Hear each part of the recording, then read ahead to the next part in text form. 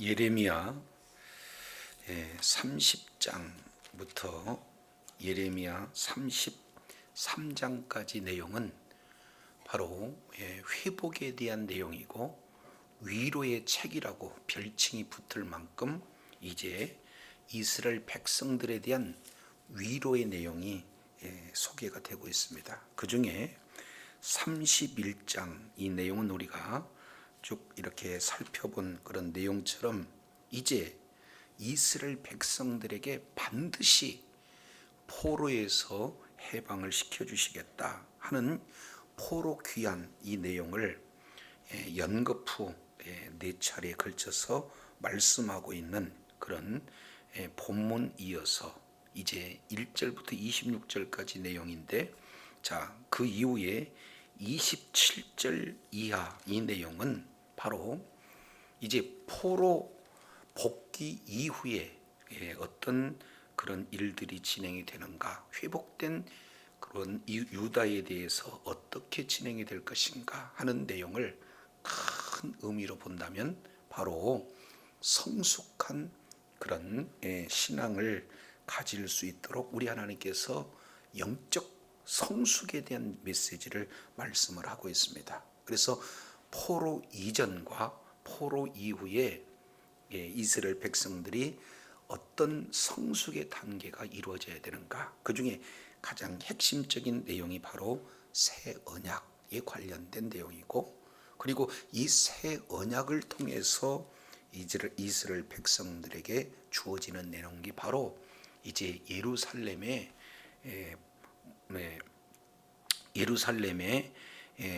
뭡니까? 지위가 회복이 되어지는 그런 어떤 내용까지 말씀하고 있습니다. 자, 그 중에 31장 31절 우리 다 같이 한 절만 읽겠습니다. 시작. 여호와의 말씀이니라. 보라, 날이 이르르니 내가 이스라엘 집과 유다 집에 새 언약을 메우지리라. 무슨 언약을 맺으리라 그랬습니까? 그렇습니다. 새 언약을 맺으리라. 그래서 31장 22절 새 일을 창조하시고 그리고 새 언약을 맺으시고 같은 맥락 속에 오늘 예레미야 31장 27절로 40절까지 내용을 통해서 새 언약이라는 주제로 은혜를 나누고자 합니다. 자, 먼저 27절부터 살펴보게 되면은 27절에 이런 말씀을 하고 있어요. 여호와의 말씀이니라. 보라, 내가 사람의 씨와 짐승의 씨를 이스라엘 집과 유다 집에 뿌릴 날이 이르리니, 이렇게 표현하고 있습니다. 그래서 이 내용은 이단들이 이것을 잘 이렇게 곱게 해석하는 내용 중에 하나가 되겠습니다. 그래서 사람의 씨가 있고 짐승의 씨가 있는데 이렇게 잘못하면 안 되는 거죠. 이제 이스라엘 백성들이 포로로 끌려가기 이전 상태는 예루살렘 성도 건지하고 성읍도 건지하고 성벽도 있고, 그리고 그 성벽 안에 거주하는 모든 사람들과 그리고 그들이 경작하는 밭과 이렇게 치는 모든 가축들이 다 건재한 그런 상태가 되어져요. 근데 포로로 끌려갈 때는 모든 것들이 다 회파가 되어지고 포로로 끌려가서 70년 동안 포로기에서 있다가 해방되어서 이제 나왔을 때는 멀쩡하겠습니까? 황폐한 모습입니까? 황폐한 모습. 그랬을 때 사람도 많게하고 가축도 여전히 예전 상태로 많게하겠다, 그런 내용이지, 어떤 종자는 사람이시고 어떤 종자는 이제 뭐 짐승의 씨, 이렇게 해서 딱 나눠졌다, 이렇게 얘기하는 것은 성경을 굉장히 곡해하는 그런 내용이 되어집니다. 그래서 문맥 내용을 통해서 보면은 이전 이스라엘 백성들이 포로 이후에 회복되어지는 그런 내용들을 소개해주고 있다, 이것을 보게 됩니다. 그러면서 26절 내용은 이게 뭡니까? 28절 내용은 자, 이렇게 표현하고 있습니다. 깨어서 그들을 뭐하고 뿌리 뽑고, 두 번째 무너뜨리고, 세 번째 전복하고, 네 번째 멸망시키며, 그리고 다섯 번째 괴롭게 하던 것 같이 내가 뭐한다? 깨어서. 그러면 지금 단어가 뭐냐면 깨어서라는 단어를 두 번 반복시켜요. 그래서 하나님께서는 반드시 내가 깨어 있겠다, 깨어 있겠다 이 말씀을 하고 있습니다. 근데 예전 성경은 이 내용을 경성했다 이렇게 표현합니다. 그러면 깨어 있다와 예전 성경에 경성하였다 이런 표현들은 어떤 내용인가, 이걸 우리가 조금 더 자세히 알아보기 위해서는 같은 단어를 설명하고 있는 내용이, 자 32장 41절을 우리 살펴보도록 하겠습니다. 32장 41절, 내가 기쁨으로 그들에게 복을 주되. 이것은 하나님께서 직접 그냥 복을 주는 게 아니라 기쁨으로 복을 주되, 반드시 나의 무엇과 무엇을 다해서, 나의 마음과 정성을 다해서 그들을 이 땅에 심겠다 이렇게 얘기해요. 그러니까 하나님께서 이제 이스라엘 백성들을 회복하는 일에 전심을 다해서, 마음과 정성을 뭐해서? 다해서, 이 내용을 깨어서라는 단어입니다. 그래서 우리 하나님께서 예전처럼 사람도 많이 거주하게 하고 동물들도 많이 이제 가축으로 길러지는 그런 어떤 내용을 하기 위해서 회복시키는 일에 우리 하나님이 기쁨으로 마음과 정성을 다해서 이 일을 진행하겠다 하는 내용이 깨어서, 또다시 깨어서라는 이 단어를 반복해서 기록하고 있습니다. 그런데 여기서 두 가지 내용으로 우리가 살펴볼 수가 있어요. 첫 번째 내용을 통해서 보면은 먼저 마음과 정성을 다해서 기쁨으로 할 수 있는 그런 내용이 뭐냐면, 그들을 먼저는 뿌리를 뽑아요. 그리고 무너뜨리고 전복하고 멸망시키고 괴롭게 해요. 자, 이 내용은 우리가 잘 알기 위해서는 이제 창세기 6장 내용을 보면은 인류의 어떤 일들이 진행이 되는가, 이 세상에 죄악이 관영했다 이렇게 표현을 하고 있어요. 그러니 우리 하나님께서 그 상태를 고쳐 쓰고 훈련시키고 뭔가 이제 뭐 이렇게 선한 일을 행하게 해서 바꿔보려고 해도 바꿀 수가 없어요. 왜 그러냐면 전적 부패, 전적 타락이 이뤘기 때문에. 그래서 우리 하나님께서 이제 바로 실행하시는 내용은 노아 홍수로 모든 것들을 다 쓸어버리게 되어지는 거죠.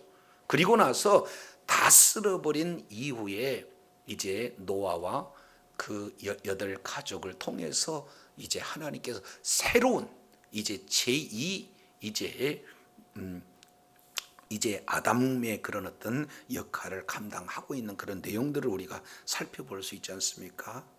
그리고 계속해서 그 일들은 계속해서 이루어져요. 사울 왕이 하나님의 말씀에 불순종함으로 말미암아 사울 왕을 이제는 왕위에서 뭐 합니까? 쫓아내고 그 새로운 왕 다윗 왕을 세우게 되는 거예요. 그런데 이스라엘 백성들이 하나님의 말씀에 전적 부패하고 전적인 타락 가운데 있기 때문에 이것을 다시 고칠 수가 없으니까 어떻게 해요? 이스라엘 백성 이들을 모두 다 바벨론 포로로 끌고 가서 지금 하시는 그 내용을 5가지 표현으로 진행합니다. 그래서 이제는 바벨론 포로 현장에서 하나님이 어떤 분인가, 그리고 그런 모든 내용들을 다 이제 신앙이 회복된 그런 상태에서 이제 첫 세대는 다 가고 말씀에 순종하는 그런 어떤 자들을 통해서 회복의 역사를 하시는 일, 이 내용을 28절 내용을 보니까 이 일을 하나님께서는 기쁘게 정성을 다해서 마음을 다 쏟아 부어서 그들을 뽑아내고 회파하고 전복하고 멸하고 곤란했던 그 모든 내용들을 이제 했던 것과 똑같이 내가 다시금 깨어서 그들을 1번 다시 세우겠다, 그리고 다시 심겠다 하는 것이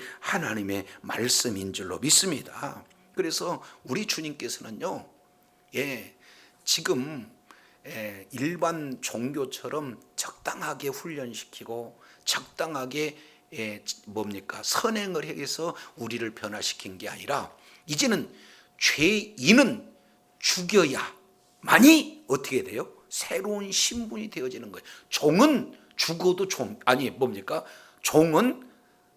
아이를 낳아도 그 세대가 뭐가 되는 거예요? 종이 되기 때문에 이 종을, 노예를 끊기 위해서는 뭐가 되는 거예요? 죽어야 되는 거죠. 그래서 예수님이 십자가에 죽으실 때 예수님만 죽은 게 아니라 죄인된 우리도 예수님과 함께 십자가에서 죽은 줄로 믿습니다. 그러니까 이스라엘 백성들을 다시 회복하기 위해서는 완전히 갈아엎고 새롭게 이제 변화된 이런 내용들을 이제 회복시키는 것으로 지금 말씀을 하고 있어요. 근데 문제는 29절에 어떤 속담들이 그 당시에 이루어졌는가? 그때에 그들이 말하기를 다시는 아버지가 신포도주를 먹었으므로 아들의가 뭐하다?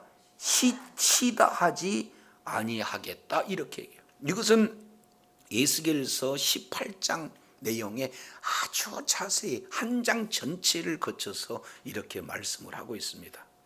아니, 한국 교회도 이런 부분들이 들어왔잖아요. 조상죄를 운운하고 자기가 잘못했으면서도 이 일은 조상 때문에 그렇다라고 얘기하는 이런 아주 아담 그리고 하와의 그런 후회답게 핑계에 우리가 익숙하고 있다는 것을 볼 수가 있습니다. 내가 잘못해서 지금 바벨론 포로로 끌려간 거예요? 아니면 조상들이 잘못해서 바벨론 포로로 끌려가는 겁니까? 그런데 신포도주를 자기가 먹어놓고 아들이 시다, 이것은 말이 안 되는 것처럼 바벨론 포로로 끌려간 것은 조상의 죄 때문에 끌려갔던 내용이 아니고, 우리는 아무런 잘못도 없이 조상의 그런 잘못된 범죄로 끌려가는 내용이 아니다, 그 말이죠. 바벨론 포로로 끌려가는 것은 그들의 죄 때문에 그들의 죄를 짊어지고 그들의 죄를 이렇게 갚는 그런 기간이 바벨론 포로 70년 기간이다, 이것을 분명히 하고 있습니다. 그래서 30절, 신포도주를 먹는 자마다 그 이가 신 것 같이 누구나 자기 죄악으로 말미암아 뭐하리라? 죽으리라. 자기 죄악으로 말미암아 죽으리라. 그러니까 바벨론 포로로 끌려간 유일한 원인은 뭡니까? 자기 죄악대로 끌려갔다라는 이런 사실을 말씀하고 있어요. 그래서 신명기 24장 16절이나 에스겔서 18장 2절 이런 내용을 통해서 우리가 살펴보게 되면은 에스겔서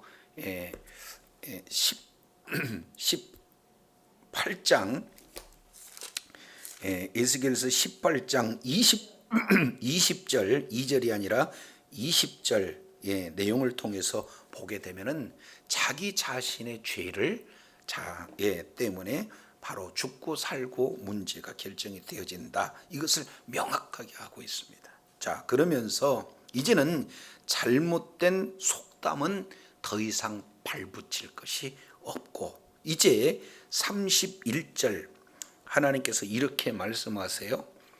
그 유명한 새 언약에 대한 내용이 소개되고 있습니다. 여호와의 말씀이니라, 보라 날이 이르리니 내가 이스라엘 집과 유다 집에 무엇을 맺으리라 그랬습니까? 새 언약을 맺으리라.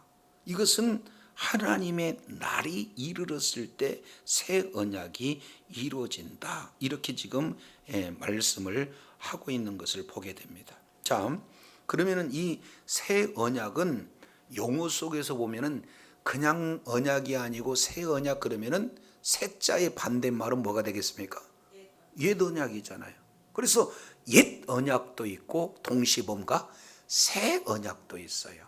그래서 우리 주님께서는 첫째보다도 둘째에 대한 내용을 아주 이렇게 중요시 여기는 내용을 성경 여러 곳에서 우리가 살펴볼 수가 있습니다. 그래서 고린도전서 15장 내용을 보면은 아담을 일컬어서 첫째 아담 그리고 둘째 아담 혹은 마지막 아담 이렇게 표현하고 있어요. 그리고 가인보다도 셋을 말씀하고 있고 이스마엘보다는 이삭에 대해서, 에서보다는 야곱에 대해서, 그리고 또 이제 내용을 보면 므낫세보다는 뭡니까? 에브라임을, 그리고 사울 왕보다는 다윗을, 이렇게 첫 것보다 둘째 내용을 귀하게 여기는 것을 보게 됩니다. 그러면은 언약 역시 마찬가지로 옛 언약이 있다면 무슨 언약? 새 언약을 더 중시 요구하고 있는, 말씀하고 있는 그런 내용들을 우리가 살펴봅니다. 우리가 태어나는 것도 첫 번째 태어난 것하고 거듭 태어난 것, 두 번 하늘로부터 태어나는 것, 그리고 부모로부터 태어나는 것, 이런 내용 속에서도 태어나는 것도 굉장히 중요한 내용들을 이게 표현하고 있습니다. 그래서 여기서 지금 새 언약에 대한 내용들을 말씀하고 있는데, 그렇다면 새 언약이 무엇인가? 32절을 우리가 살펴보겠습니다. 32절 내용을 보면 이 언약은 새 언약이 되겠죠. 내가 그들의 조상들의 손을 잡고 애굽 땅에서 인도하여 내던 날에 맺은 것과 같지 아니할 것은, 그러면은 옛 언약은 언제 이루어집니까? 애굽에서 인도하여 맺은 것. 그러면은 이것은 출애굽기 19장에서 이 일들이 이루어지죠. 그래서 이제는 출애굽기 19장 애굽에서 이제 탈출한 3개월째가 되던 바로 그 날에 이스라엘 백성들이 이제는 부족에서 민족, 나라로, 이제는 아예 부족 국가에서 나라로 세워지는 그때 하나님께서 이제 나라로 바로 언약을 세우는 그런 과정을 출애굽기 19장 내용을 통해서 살펴봅니다. 그래서 20장부터 십계명을 주고 그 외에 율법을 줘서 결국 출애굽기 34장 이 내용을 통해서 보면은 이제 언약식이 체결되어지는 그런 내용들을 우리가 살펴볼 수가 있어요. 자, 그런데 내가 그들의 뭐가 되었다? 그때 남편이 되었다. 그리고 그들은 언약을 뭐 했다는 거예요? 파기했다는 거예요. 그러면 하나님께서는 여러 모양으로 나는 너희의 하나님, 너희는 나의 백성, 나는 너희의 남편, 너희는 나의 아내, 이런 이미지로 계속해서 주님께서 말씀하고 있는 것을 보게 됩니다. 자, 그러면 이스라엘 백성들은 전적이는 하나님만을 사랑했습니까? 아니면 하나님 외에 또 다른 아세라 그리고 바알 신들을 더 쫓았습니까? 그런 내용을 보니까 하나님께서는 계속해서 이제 영적 간음을 진행했던 이스라엘 백성들을 용서하고 또 용서하고 또 용서했음에도 불구하고 이스라엘 백성들은 어떻게 해요? 계속해서 영적 간음을 진행함으로 말미암아 이제 그 언약 자체를 뭐 하게 되기 이르렀느냐? 파기하기에 이르렀다. 이것을 이렇게 표현합니다. 왜냐하면 잠깐 우리 살펴보겠습니다. 출애굽기 19장 이 언약에 대한 내용에 살펴보게 되면은 이런 말씀을 하고 있어요. 자, 5절입니다. 세계가 다 내게 속하였다. 그러니 너희는 내 말을 잘 듣고 그리고 내 언약을 지키면 너희는 뭐가 된다? 내 소유가 된다. 또 제사장 나라가 된다. 거룩한 백성이 된다. 크게 세 가지 언약의 핵심 내용이 되어 있습니다. 그러면은 조건은 뭡니까? 첫째, 내 말을 잘 들어야 되고, 그리고 내 언약을 뭡니까? 지켜야 된다는 거예요. 그렇게 됐을 때 내 소유요. 여기서 소유라는 것은 특별한 존재입니다. 그리고 제사장 나라가 되고 거룩한 백성이 되어지는 이런 어떤 언약 백성으로서 주어지는 분복들을 다 누리게 하는 것이 바로 이제 옛 언약 맺어지는 내용이 이렇게 표현이 되고 있습니다. 그런데 한번 생각해 보세요. 이 율법을 다 듣고 다 지키는 자가 있을까요, 없어요?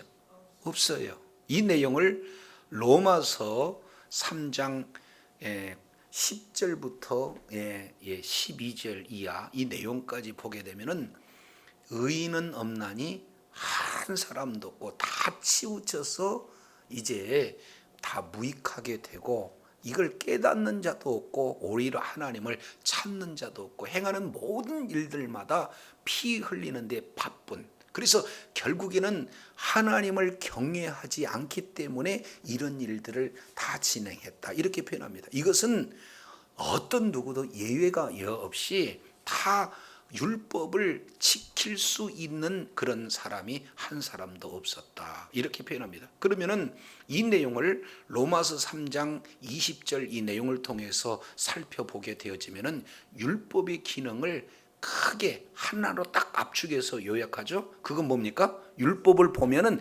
그대로 지키라는 거예요? 아니면은 율법을 보면 볼수록 나는 지킬 수 없는 죄인이다라는 것을 깨닫는 겁니까? 죄인이다라는 것을 깨닫는 거라는 거죠. 그래서 이제 이 율법에 대한 내용을 바로 예레미야 선지자가 이제 그 율법은 죄를 발견할 뿐이지 그 죄 문제를 해결할 수 있는 능력이 안 된다. 이것을 사도 바울은 갈라디아서 3장 24절 내용을 해서 율법의 두 번째 기능 내용으로 이제 죄를 깨달았다면, 율법을 통해서 죄를 깨달았다면 그 깨달은 죄 문제를 해결할 자가 누군가? 바로 죄 문제를 해결할 자는 바로 그리스도 예수님인 줄로 믿습니다. 그래서 율법을 보면 볼수록 죄를 깨닫고 그 죄 문제를 해결할 자가 바로 예수 그리스도다, 메시아다라는 사실을 가르쳐주는 초등 교사의 기능을 갖는다라는 것을 말씀을 하고 있습니다. 그래서 죄를 깨닫고 구원한 자가 바로 누군가를 가르쳐 줄 뿐 그 죄 문제를 해결할 수 있는 것은 율법으로는 도무지 해결할 길이 없다. 이 내용을 이렇게 깨닫고 우리에게는 반드시 필요한 것은 그 옛 언약이 아니라 이제 우리들에게 뭐가 주어지는 거예요? 새 언약이 주어져야 된다 하는 내용을 지금 말씀을 하고 있게 되는 겁니다. 그러면 옛 언약과 새 언약의 차이는 무엇일까? 내용을 봤더니 31장 33절 예레미야 내용을 통해서 보니까 이렇게 말씀을 하세요. 그러나 그날 후에 내가 이스라엘 집과 맺을 언약은 이러하니라. 새 언약이죠. 곧 내가 나의 법을 그들의 속에 두며 그들의 마음에 기록하여, 그렇게 표현하고 있습니다. 그러면은 옛 언약은 돌비에 새겼는데 새 언약은 이제 돌비에 새긴 것이 아니라 어디다 새기는 거예요? 마음 속에다가 새기는 거예요. 마음 속에다가 기록한다는 겁니다. 그래서 옛 언약은 돌비에 새겼기 때문에 시간이 되면 지워질 수 있고 깨져버릴 수 있고 분실할 수 있는 그런 어떤 내용. 그래서 이 율법을 가지고 영원히 구원받을 길이 도무지 나타나지가 않습니다. 그런데 아예 법 자체를 속에다 두니까 그 속에서 성령께서 계속해서 역사하게 되어지면은 우리들의 모든 죄 문제를 하나하나 기억나게 하시고 생각나게 해서 결국에는 예수 그리스도를 믿는 믿음을 허락하심으로 예수 믿게 하는 그런 어떤 내용이 새 언약이 바로 마음 가운데 기록된 내용이다. 그래서 그들은 나는 그들의 하나님이 되고 그들은 나의 백성이 될 것이다. 그래서 이제 하나님과 백성과의 그 관계가 형성이 되어진다. 이렇게 말씀하고 있어요. 이것이 첫 번째 바로 신비에 새겨지느냐 아니면 돌비에 새겨지느냐, 이런 현격한 차이가 옛 언약과 새 언약 가운데 이렇게 차이가 되어지는 것을 보게 됩니다. 두 번째요, 34절 내용을 통해서 보면 그들이 다시는 각기 이웃과 형제를 가르쳐 이르기를 너는 여호와를 알라 하지 아니한다. 그러면 왜 그런가? 이는 작은 자로부터 큰 자까지 다 나를 뭐한다? 알기 때문이다. 이것이 두 번째 영적 성숙에 관련된 내용이 됩니다.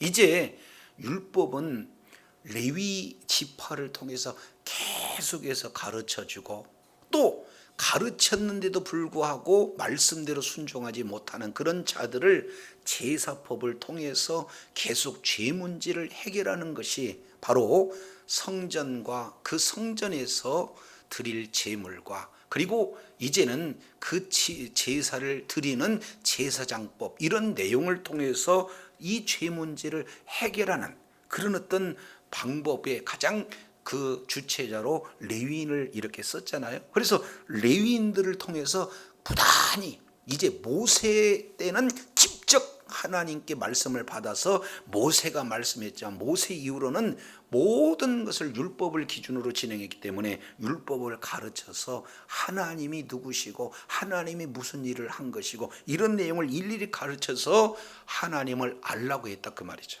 그런데 신약의 내용, 이제 새 언약에서는 굳이 알라고 하지 않아도 나를 안다는 거예요. 이 내용은 아예 성령께서 이제 보혜사, 보호해 주시고 은혜 주시고 스승이 되셔서 모든 것을 가르쳐 주시고 모든 것을 생각나게 해 주시기 때문에 이제 우리 죽은 영혼을 살리고, 그리고 예수 그리스도를 믿는 믿음도 허락하여서 성령으로 말미암지 않고는 예수님을 주로 시인할 수 없게 된 줄로 믿습니다. 그래서 결국에는 진리의 성령이 오셔서 우리를 어디로 인도하셔요? 진리 가운데로 인도하시기 때문에 누구나 성령의 인도함을 받는 그 자는 하나님을 아바, 아버지라 부를 수 있도록 하나님을 알라, 사람이 가르친 것보다 성령께서 친히 가르쳐 주신 줄로 믿습니다.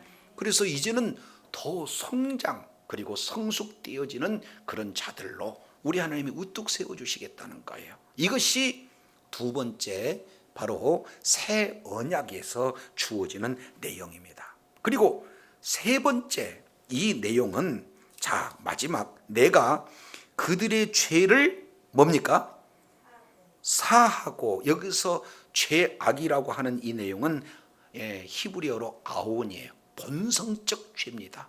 그러니까 우리는 태어날 때부터 죄의 씨를 가지고 있기 때문에 자동적으로 죄를 지을 수밖에 없는 그런 본성, 죄악의 본성을 가지고 있는 그런 존재가 되어지죠. 그래서 누구나 죄를 안 지으려고 노력해도 죄를 지을 수밖에 없는 그런 존재, 그런 죄악들을 우리 주님께서 예수 그리스도의 보혈로 완전히 영원토록 정결해 주신 분이 바로 주 예수 그리스도의 보혈의 은혜인 줄로 믿습니다.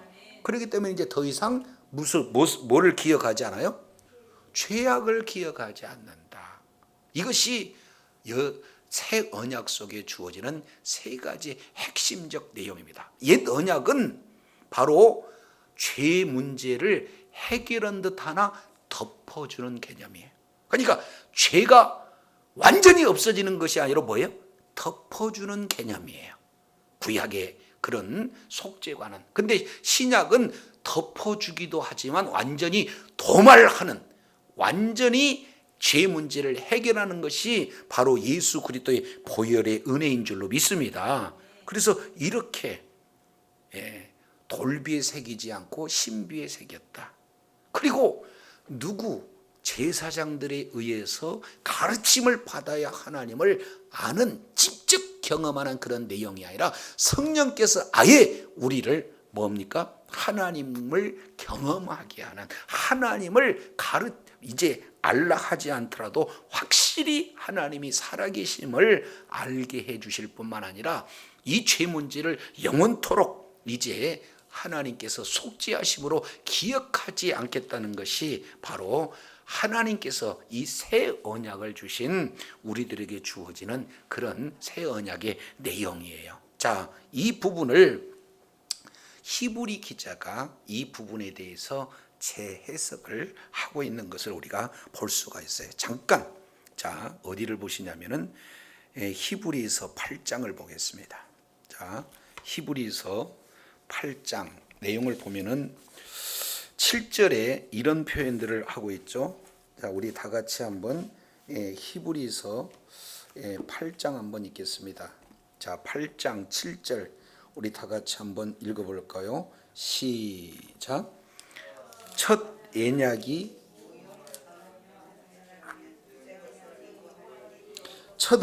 무음하였더라면 둘째 것을 요구할 일이 없었다, 있었다. 그러면은 흠이 있다는 거죠. 그럼 이걸 또 잘 해석해야 돼. 아니, 율법은 흠이 없어요. 그리고 거룩한 것이 율법입니다. 이 내용은 로마서 7장에 나와 있는 내용이에요. 그래서 흠도 없고 거룩한 내용이 율법이에요. 근데 여기는 흠이 있다라고 표현하는 것은, 자, 우리가 거울을 보게 되면은 얼굴에 티가 묻은 거 보여요, 안 보여요? 그런데 거울은 우리 티끌은 보여주기는 하는데 티끌을 해결할 수는 없다, 그 말. 이것을 흠이 있다고 한 거지 뭐가 부족함이 있다 그런 내용이 아니다, 그 말이에요. 자, 그러면 율법은 죄를 보여주는 거예요. 깨닫게 해주는. 그러나 그 죄를 해결할 수 있는 그런 내용이 율법에서는 없기 때문에 첫 것이 완전하지 않다, 그 내용은 부족함이 뭐 조금 있다 그런 내용이 아니라 죄 문제를 해결할 수 없다, 이런 어떤 내용들을 말씀을 하고 있습니다. 그래서요 8장 8절에 이렇게 표현합니다. 자, 8장 8절 시작. 그들의 잘못을 지적하여 말씀하시되 주께서 이르시되 볼지어다 날이 이르니 내가 이스라엘 집과 유다 집과 더불어 새 언약을 맺으리라. 자, 그렇게 말씀하시고 9절에 또 이르시기를 이 언약은 내가 그들의 열주와 손을 잡고 애굽 땅에서 인도해 내던 날에 그들과 맺은 언약과 같지 아니하도다. 그들은 내 언약 안에 머물러 있지 아니하므로 내가 그들을 뭐한다? 돌보지 아니했다. 언약 밖에 있기 때문에 돌아보지 않았다는 거예요. 자, 그래서 8장 10절 또 주께서 이르시되 그날 후 내가 이스라엘 집과 맺은 언약은 이것이니 내 법을 그들의 생각에 두고 그들의 마음에 이것을 기록하리라. 나는 그들의 하나님이 되고 그들은 내 백성이 되리라. 11절은 우리 다 같이 한번 읽습니다. 12절 12절 우리 다 같이 한번 읽어볼까요? 시작. 내가 그들의 불의를 긍휼히 여기고 그들의 죄를 다시 기억하지 아니하리라 하셨느니라. 그래서 여기서 자 12절 내용을 보니까 그들의 불의를 뭐 한다는 거예요? 긍휼히 여긴다. 이 내용은 창자가 찢어지는 그런 고통, 이 부분들을 말씀하고 있어요. 그래서 더 이상 죄를 우리 하나님께서 기억하지 않겠다. 이것이 뭐냐? 새 언약이다. 이렇게 지금 말씀을 하고 있어요. 자, 요거 머릿속에 기억하시고 히브리서 10장으로 가겠습니다. 10장 다시 한번 우리 주님께서 말씀하시기를 이렇게 표현해요. 자, 10장 15절 성령께서 우리에게 증언하시되 주께서 이르시되 그날 후로는 그들과 맺은 언약이 이것이라고 하시고 내 법을 그들의 마음에 두고 그들의 생각에 기록하리라 하신 후에 또 그들의 죄와 그들의 불법을 내가 다시는 뭐하지 않으리라? 하나님께서는 기억하시지 않겠대요. 사람들은 기억하려고 애를 쓰고 사람들은 너 죄가 있다라고 계속해서 지적하고 이제 책망하고 정죄하는 내용이지만 우리 하나님께서는 뭐 하시겠다는 거예요? 기억하지 않겠다는 거예요. 그래서 이것들을 사하셨은즉 다시 죄를 위하여서 제사 드릴 것이 없다. 그 이유가 왜 그럴까요? 하나님이 더 이상 죄를 기억하지 않고 더 이상 죄를 제사 드릴 필요가 없다 하는 그 내용을 우리가 살펴보면은 히브리서 9장 이 내용을 잠깐 보겠습니다. 히브리서 9장 12절 염소와 송아지 피로 하지 아니하고 오직 자기의 피로 무슨 속죄? 다시 한번 무슨 속죄? 영원한 속죄로 이루사 단번에 성소에 들어갔느니라. 13절 염소와 황소의 피와 및 암송아지의 죄를 부정한 자의 뿌려 그 육체를 정결하게 하여 거룩하게 하거든 하물며 영원하신 성령으로 말미암아 흠없는 자기를 하나님께 드린 그리스도의 피가 어찌 너희 양심을 죽은 행실에서 뭐하지 않게 하고 깨끗하게 하고 살아계신 하나님을 섬기지 못하게 하겠느냐. 그러니까 이제 구약에서 황소나 그린 송아지의 염소의 그런 피 이 내용은 덮어줬어요. 일시적인 그런 어떤 내용으로만 속죄의 기능이 있었다 그 말이죠. 영원하지 않는 거예요. 그러니까 속죄가 덮었다 이런 어떤 내용이 됩니다. 그러나 예수님은 영원하신 신성이고 영원하신 생명이 이제 십자가에서 그 값으로 지불되었기 때문에 예수 그리스도의 그 십자가의 그 보혈의 은혜는 영원한 속죄인 줄로 믿습니다. 자, 그 내용을 다시 한번 10장 12절에 이렇게 표현해요. 오직 그리스도는 죄를 위하여 한 무슨 제사를 드려버렸어요? 영원한 제사를 드리고 하나님 보좌 우편에 아예 앉으셨다 그 말이죠.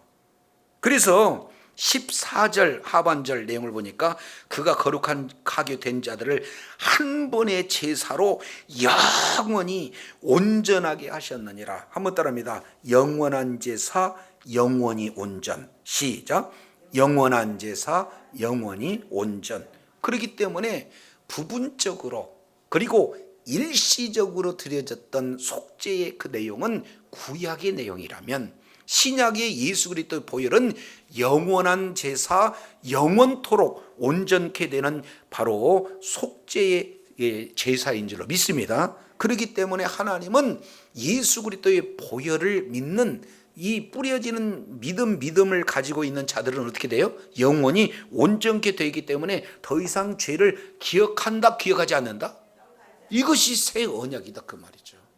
그래서 이제는 우리의 신비에 예수 그리스도의 십자가의 보혈의 은혜가 우리의 신비 마음밭에 새겨져 있고 이것을 성령께서 증언하시고 성령께서 새 생명을 우리들에게 이렇게 허락하시기 때문에 영원한 속죄가 저와 여러분에게는 이미 주어지는 줄로 믿습니다. 이것이 새 언약이에요 이제. 그렇기 때문에 더 이상 죄를 위해서 또 다른 예수님이 필요가 없고 또 다른 무슨 교주가 필요 없고 또 다른 어떠한 제물도 필요가 없고 단 한 번의 십자가의 그런 구속의 은혜로 저와 여러분을 영원토록 온전하게 만드신 분이 바로 우리 주님인 줄로 믿습니다. 이것을 새 언약이다 이렇게 표현합니다.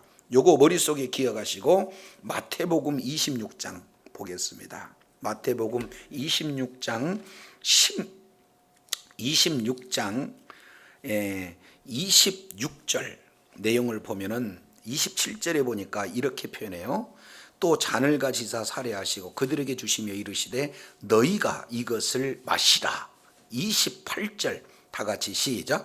이것은 죄 사함을 얻게 하려고 많은 사람의 일을 위하여 흘리는 바 나의 피 곧 무슨 피다? 이 언약이라는 것이 새 언약이에요. 요 무슨 피에? 새 언약의 피다. 우리 주님께서 말씀을 하고 있어요. 우리 주님이 십자가에서 죽으시기 바로 직전 성만찬을 제정하시면서 잔을 제자들에게 주시면서 이것은 무슨 피다? 새 언약의 피다. 이렇게 표현하고 있습니다.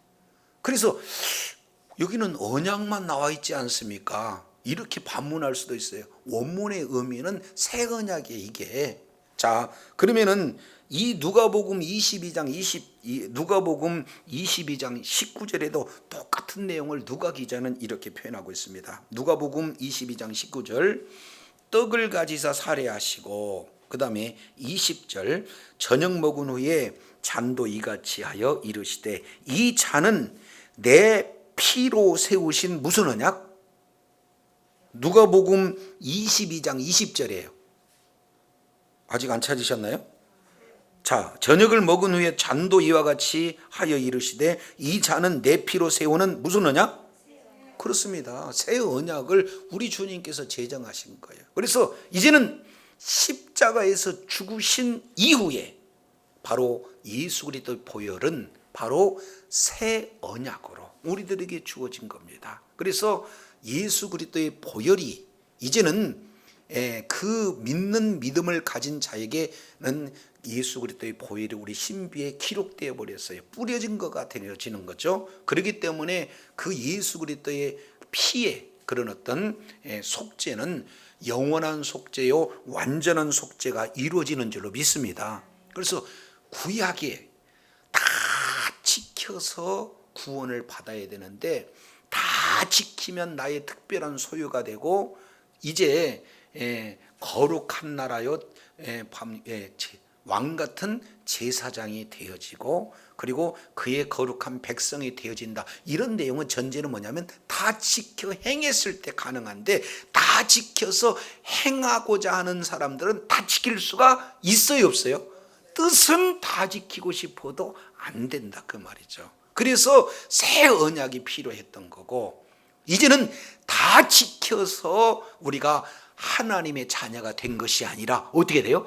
예수 그리스도를 믿음으로 우리가 의롭게 된 줄로 믿습니다. 이게 로마서 3장 21절부터 25절까지 율법 외에 한 의가 나타나는 것이니 곧 예수 그리스도를 믿음으로 의롭게 된 줄로 믿습니다. 그래서 이제는 지켜서 우리가 의로운 게 아니라 어떻게 돼요? 예수님을 믿음으로 의롭게 되는 줄로 믿습니다. 이것이 새 언약이다 그 말이에요. 그래서 예수님을 믿는 믿음을 가진 자에게는 새 언약이 맺어진 거고 영원한 속죄를 이룬 그런 은혜가 임한 줄로 믿습니다. 이게요 얼마나 중요한지 자 이제 예레미야서 31장 35절 우리 한번 찾아보도록 하겠습니다. 예레미야 31장 35절 여호와께서 이같이 말씀하셨느니라 그는 해를 낮의 빛으로 주셨고 그리고 두 번째 달과 별들을 밤의 빛으로 정하셨고 세 번째입니다. 바다를 뒤흔들어 그 파도로 소리치게 하나니 그의 이름은 만군의 여호와니라. 그러면은 지금 천체 여기 내용을 보니까 해 그리고 달과 별들 그리고 바다 파도 소리 그러니까 해가 빛이 있고 달과 별들이 빛이 있고 그리고 바다에서 파도를 소리치게 하는 분은 바로 하나님인 줄로 믿습니다. 이 법칙, 이 규정 36절 이 법도가 내 앞에서 폐해질진데 이스라엘의 자손도 내 앞에서 끊어져 영원히 나라가 되지 못하리라. 이건 다른 말로 본다면은 이게 반어법이에요.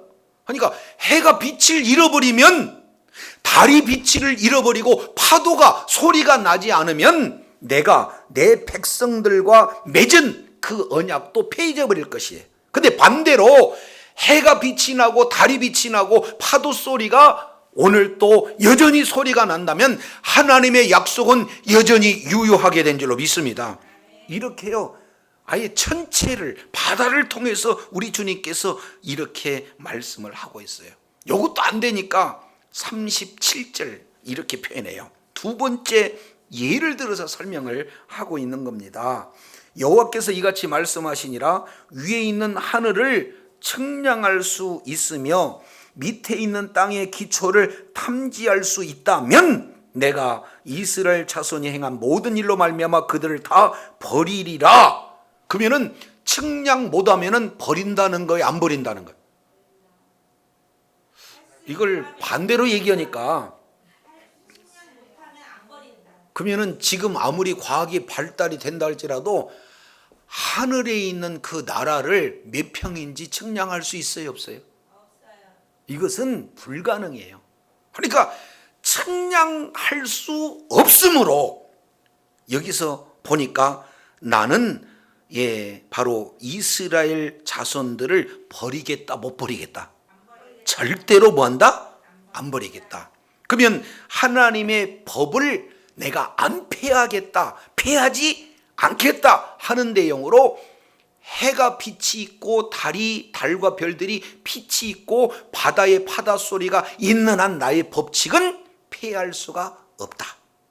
새 언약은 계속되어진다.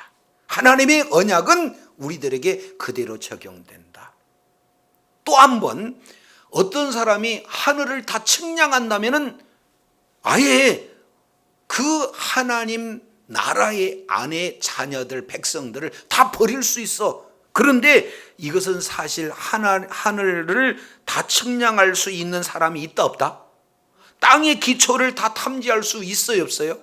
없어요. 그렇기 때문에 불가능하므로 나는 자녀들을 버리지 못한다. 이 내용을 지금 전체를 들어서 설명하고 있어요. 그러면 저도 여러분도요, 오늘 또 밤을 보면서 별 하나 나 하나 별들 나들 감상으로 젖는 그런 이런 정서도 중요하지만 우리가 언약의 눈으로 보면은 별이 오늘 또 반짝인다 그러면은 하나님께서 세우신 이 새 언약은 오늘 또 나에게 유효하구나. 바닷소리를 들으면서 낭만을 이야기하는 것도 좋지만 바다의 파도 소리가 오늘 또 철썩 들리는 순간 하나님의 언약은 이렇게 오늘 또 나는 신실하게 지키고 있다는 하나님의 언약을 우리는 기억해야 될 줄로 믿습니다. 이렇게까지 우리 하나님께서 새 언약으로 우리들의 모든 죄 문제를 다 해결할 수 있는 이 법을 우리의 마음 가운데 심어주고 성령을 통해서 계속해서 진리 가운데 일으킴으로 말미암아 이제 더 이상 죄와 죄에 싹인 그런 사망에 대해서 오직 예수 그리스도를 믿는 믿음을 가진 모든 자들에게는 구원의 은혜가 주어지는 줄로 믿습니다. 여기까지만 되어지면 또 안 돼요. 이것은 그냥 구원받고 새 언약을 통해서 우리의 마음판에 새겨버리고 우리들의 죄 문제를 이제 해결해버리고 하나님을 알라고 하지 않는다 할지라도 그 하나님이 내가 하나님을 아버지라고 부를 수 있는 그런 어떤 존재가 되는 것으로만 끝나는 것이 아니라 38절 아주 중요한 내용을 말씀하고 있어요. 자, 38절 보라, 내가 날이 이르르니 이 성은 하나넬 망대로부터 모퉁이의 문에 이르기까지 여호와를 위하여 건축될 것이라 여호와의 말씀이니라. 그러면은 1차적으로 예루살렘 성은 누구를 위해서 건축되어지는 겁니까? 여호와를 위해서 건축되어지는 거예요. 그러니까 시작도 여호와가 건축하시고 과정도 여호와가 건축하시고 마무리도 여호와께서 건축하신 줄로 믿습니다. 성막 제도를 줄 때 어떻게 줘요? 사람이 제도를 만들었나요? 하나님께서 제도를 만들어 주시나요? 물질을 다 인간들이 만들어내요. 하나님께서 애굽에서 출애굽을 할 때 하나님께서 주셔요. 그리고 모든 하나님께서 계획하시고 하나님께서 이렇게 모든 것을 지을 수 있는 모든 여건들을 다 만들고 하나님의 방법대로 지어서 하나님께서 성전 가운데 임재하신 줄로 믿습니다. 그러니까 결국에는 이 예루살렘 성 이 내용은 하나님을 위해서 지어지는 거예요. 그러면은 여기에 예루살렘 성이라고만 보면은 1차적으로는 맞는데 문제는 어떻게 되느냐? 40절 하반절 내용을 보니까 다 뭐가 되는가? 40절 하반절에 보니까 여호와의 거룩한 곳이다. 영원히 다시는 뽑히거나 전복하지 못할 것이라. 그런데 이제 포로 복귀해서 이제는 스룹바벨 성전이 영원토록 뽑히지 않고 전복되지 않았나요? AD 70년 이제 티투스 장군에 의해서 아예 이게 전복되었나요? 그러면 말이 안 맞잖아요. 그러니까 여기서 예루살렘 성은 1차적으로 예루살렘에 대한 회복이지만 실제로는 바로 이게 바로 하나님의 나라의 예표적 내용이고 바로 교회를 말씀하고 있다는 것을 기억하시기 바랍니다. 그래서 마태복음 16장 18절 내용을 보면은 이제 신앙 고백 위에 내가 내 교회를 세우리니 결탄코 음부의 권세가 해할 수 없다, 이렇게 말씀한 줄로 믿습니다. 그래서 모든 이들이 새 언약에 근거해서 예수를 구주로 이제 영접하는 그런 자들에게는 이제 하나님의 자녀가 되는 권세를 줄 뿐만 아니라 이들이 이제 하나님이 세우신 피의 값을 지불하고 세신 교회를 이제 건축하게 되는데, 건물이 아니라 바로 구원받는 무리가 바로 교회인 줄로 믿습니다. 그래서 에베소서 2장 20절 그리고 22절까지 이 내용을 통해서 보면 사도들의 그리고 선지자들 터 위에 교회가 세워지고 지금도 계속해서 교회가 세워지고 있다는 사실을 보여주고 있어요. 그래서 이제 하나님께서 영적 성숙이, 포로 이전보다도 포로 이에 영적 성숙이 일어나서 하나님을 알라 하지 않는다 할지라도 하나님 알 수 있는 그런 영적 성숙이 이루어질 뿐만 아니라 그런 자들이 하나님의 나라를, 주님의 몸된 교회를 통해서 이제 거룩한 그런 회복의 역사가 나타나게 되어진 것을 오늘 새 언약을 통해서 말씀을 하고 있습니다. 그래서 주님 오시는 그날까지 저와 여러분은 이제 아담과 하와처럼 핑계대는 그런 자리에서는 떠나야 돼요. 그래서 내 죄 때문에 바벨론 포로로 끌려간 거고, 내 죄 때문에 바로 예수님을 부인해서 마귀의 종이 되었지만, 이제는 그 죄 문제를 우리 주님께서 전적 은혜로 우리들을 이제 구원해 주심으로 말미암아 바벨론에서 포로로, 이제 바벨론 포로에서 회복되었던 것처럼 이제 마귀의 자녀에서 예수 그리스도를 믿는 믿음으로 말미암아 죄 문제가 해결되어지고 하나님의 자녀로 신분이 회복되어진 줄로 믿습니다. 이제 하나님의 형상과 하나님의 모양을 회복된 사람들을 통해서 온 이제 우주 만물을 다시 다스릴 수 있는 그런 통치 권한도 우리들에게 허락을 해 주셨다는 거예요. 자, 그러기 위해서 이제는 하나님의 이제 의도, 핵심 한 단어가 바로 하나님의 나라인데, 이제 그 하나님의 나라 세워지는 그 주의 몸된 교회는 주님 오시는 그날까지 환난은 있을 수 있어요. 어려움은 있을 수 있어요. 여러 가지 고난 당할 수는 있어도 영원히 뽑히지 않고 망하지 않은 것은 주의 몸된 교회인 줄로 믿습니다. 그래서 주의 몸된 교회를 통해서 하나님의 나라가 확장되어지고, 그리고 그 몸된 교회에 각각 세워진 성도 한 분 한 분들 심령 가운데는 새 언약의 그런 언약이 자리 잡아서 이제는 예수 그리스도를 믿는 믿음으로 말미암아 영원한 속죄가 이루어지고, 그 내용이 신비에 기록되어서 늘 성령의 인도함을 받아서 하나님과 교제하고 하나님을 경험하며, 이제 찬송할 때 경험 뭡니까? 교제하고, 예배할 때 하나님하고 교제함으로 더 성장 성숙되어질 뿐만 아니라 교회를 중심으로 하나님 나라 확장하는 일에 끝까지 의로운 병기로 쓰임받는 복된 자리에 있어야 될 줄로 믿습니다. 그랬을 때 이미 옛 언약에서 말씀하신 대로 특별한 소유가 되고 왕같은 제사장으로서 주의 사명을 감당할 뿐만 아니라 이미 임한 하나님 나라의 모든 기업들을 다 누리게 될 줄로 믿습니다. 주님 오시는 그날까지 새 언약의 핵심 내용을 바로 우리가 깨닫고 믿는 믿음 가운데 주님의 마음을 흐뭇하게 하고 주의 뜻을 이루는 데 존귀하게 쓰임받는 복된 은혜가 있기를 예수 이름으로 축원합니다. 기도하겠습니다. 거룩하시고 자비로우신 하나님 아버지, 감사합니다.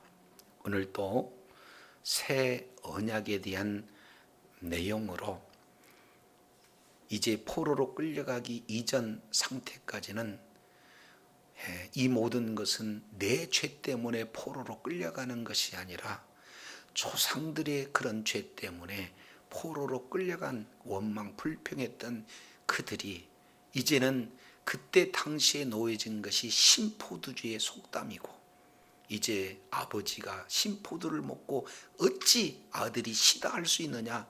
내가 내 이제 이름을 걸고 맹세하는데 결단코 이 잘못된 속담이 세워져서는 안 된다. 우리 주님이 말씀하시면서 이제는 새 언약을 세우시겠다 주님 말씀하고 있습니다. 새 언약의 세 가지 핵심 내용. 첫 번째, 이제 옛 언약은 돌비에 세웠지만 새 언약은 신비에 새기고, 그리고 옛 언약은 이제 언약을 지켜야 이제 특별한 소유가 되고 이제 제사장 나라가 되고 왕 같은 거룩한 백성이 되어지지만, 이제는 새 언약은 예수 그리스도를 믿음으로 언약을 지켜서가 아니라 예수 그리스도를 믿는 믿음으로 이제 의롭게 되어질 뿐만 아니라, 이제 세 번째, 옛 언약은 이제 선생을 통해서 바로 하나님을 알라 교육에 의해서 진행되어졌지만, 이제는 새 언약은 성령님이 친히 스승이 되셔서 예수님이 이루어놓으신 모든 말씀을 진리 가운데로 이끌어 주셔서 이제 바로 하나님을 알라 하지 않는다 할지라도 성령으로 말미암아 하나님을 아바 아버지라 부를 수 있도록 은혜 베풀어 주심도 감사합니다. 이제 더 나가서 이제 그런 자들을 통해서 이제 새 예루살렘을 건축해서 있는 곳을 다 거룩하게 하신다 말씀하고 있고, 영원히 뽑히지 않는다 주님 말씀하고 있는 이 내용은 그때 당시 1차적으로 이루어지는 내용이지만, 영원토록 이루어지는 내용은 바로 이제 예수 그리스도의 보혈로 피의 값을로 지불하고 사신 주님의 몸된 교회를 우리 하나님께서 세우시고 우리 주님께서 이루신다는 사실을 알았습니다. 이제 주님의 몸된 교회를 통해서 하나님의 뜻인 하나님의 나라가 확장되는 일에 끝까지 의로운 병기로 쓰임받는 복된 역사 있게 하여 주시옵소서. 주님이 십자가에서 달리시기 바로 직전에 성만차식을 통해서 이 잔은 내 피고 새 언약이라고 주님 말씀하고 있사오니, 이제 새 언약이 맺어진 우리는 끝까지 예수 그리스도를 믿는 믿음으로 말미암아 영원한 속죄 가운데 주님의 은혜에 감사하고 이제 주의 몸된 교회를 중심으로 끝까지 의로운 병기로 쓰임받는 주의 자녀들 다 되게 하여 주시옵소서.